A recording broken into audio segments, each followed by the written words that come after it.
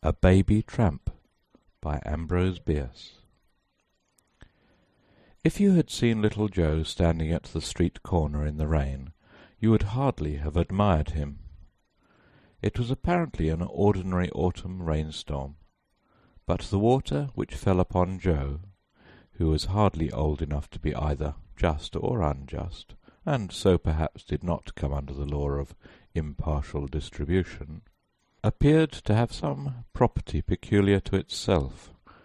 One would have said it was dark and adhesive, sticky, but that could hardly be so, even in Blackburg, where things certainly did occur that were a good deal out of the common. For example, 10 or 12 years before, a shower of small frogs had fallen, as is credibly attested by a contemporaneous chronicle, the record concluding with a somewhat obscure statement to the effect that the chronicler considered it good growing weather for Frenchmen.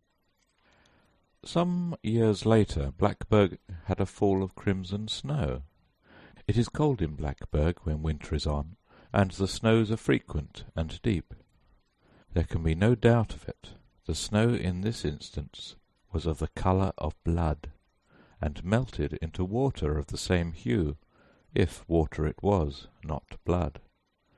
The phenomenon had attracted wide attention, and science had as many explanations as there were scientists who knew nothing about it. But the men of Blackburg, men who for many years had lived right there where the red snow fell, and might be supposed to know a good deal about the matter, shook their heads and said something would come of it. And something did, for the next summer was made memorable by the prevalence of a mysterious disease, epidemic, endemic, or the Lord knows what, though the physicians didn't, which carried away a full half of the population. Most of the other half carried themselves away, and were slow to return, but finally came back, and were now increasing and multiplying as before. But Blackburg had not since been altogether the same. Of quite another kind, though equally out of the common, was the incident of Hetty Parlow's ghost.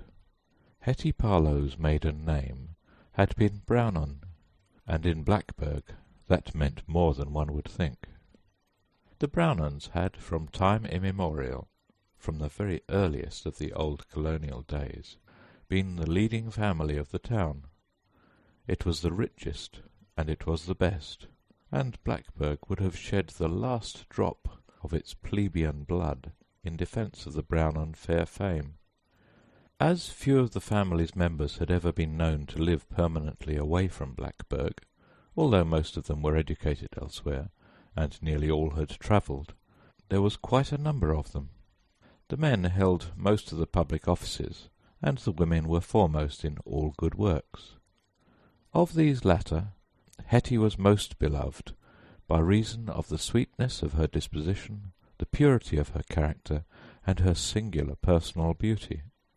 She married in Boston a young scapegrace named Parlow, and, like a good Brownon, brought him back to Blackburg forthwith, made a man and a town councillor of him. They had a child which they named Joseph, and dearly loved, as was then the fashion among parents in all that region. Then they died of the mysterious disorder already mentioned, and at the age of 1 whole year Joseph set up as an orphan. Unfortunately for Joseph, the disease which had cut off his parents did not stop at that. It went on and extirpated nearly the whole Brownon contingent, and its allies by marriage, and those who fled did not return.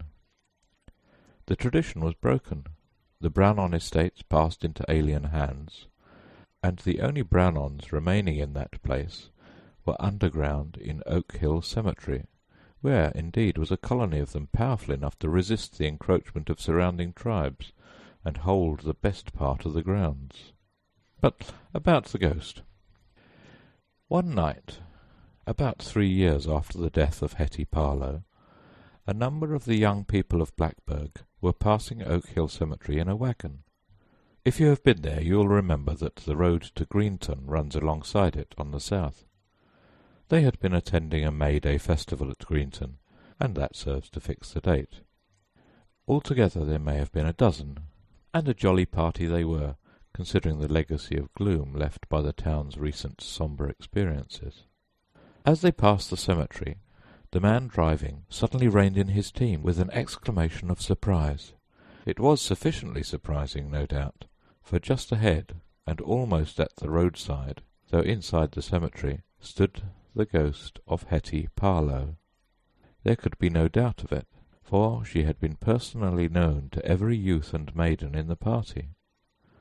That established the thing's identity. Its character as ghost was signified by all the customary signs: the shroud, the long undone hair, the far-away look, everything. This disquieting apparition was stretching out its arms towards the west, as if in supplication for the evening star, which certainly was an alluring object, though obviously out of reach. As they all sat silent, so the story goes, every member of that party of merrymakers (they had merry-made on coffee and lemonade only) distinctly heard that ghost call the name "Joey! Joey!"